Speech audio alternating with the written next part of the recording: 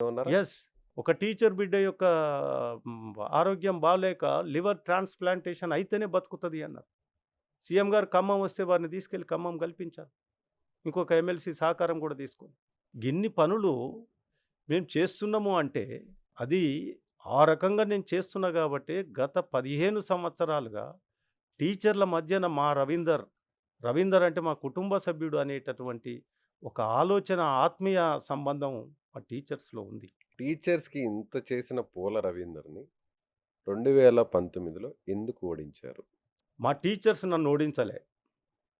మా నాయకులు ఓడించారు. నాయకులు. యెస్. అంటే మా మీరు నమ్మిన ఆర్గనైజ్ నాయకులా? లేపోతే వితిన్ ది మిమ్మల్ని నమ్మిన నాయకులా? వితిన్ ది ఆర్గనైజేషన్ ఆనాడున్నటువంటి స్టేట్ ప్రెసిడెంటు సర్వోత్తమ్ రెడ్డి అనే వ్యక్తి. ఇప్పుడు కూడా పోటీలో ఉన్నాడు. అభ్యర్థిగా ఉన్నారిప్పుడాయన. యెస్.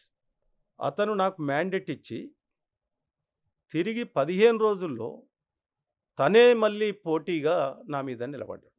ఆ నిలబడడానికి ప్రధానమైనటువంటి వ్యక్తి ఆనాడే కుట్రపూరితమైనటువంటి పరిస్థితులు దాపురించినాయి.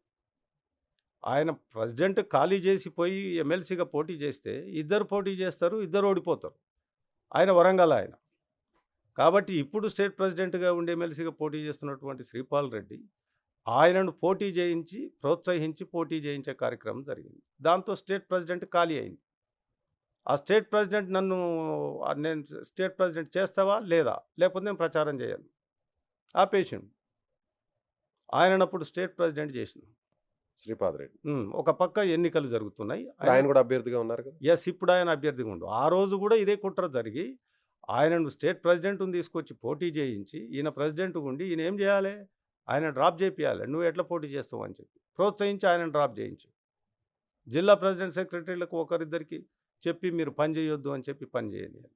అప్పుడాయన పూర్తిగా ఏ సంఘం నుంచి పోటీ చేశారు? సర్వోత్తమ్ రెడ్డి. ఇండిపెండెంట్‌గానే పోటీ చేశాడు. ఓట్లు చీలిపోయాయి. అంతే కదా! పీఆర్‌క్యూ అప్పటి వరకు 15 రోజుల ముందు వరకు తను ప్రెసిడెంటు, నేను ఎమ్మెల్సీ ఉన్నాను.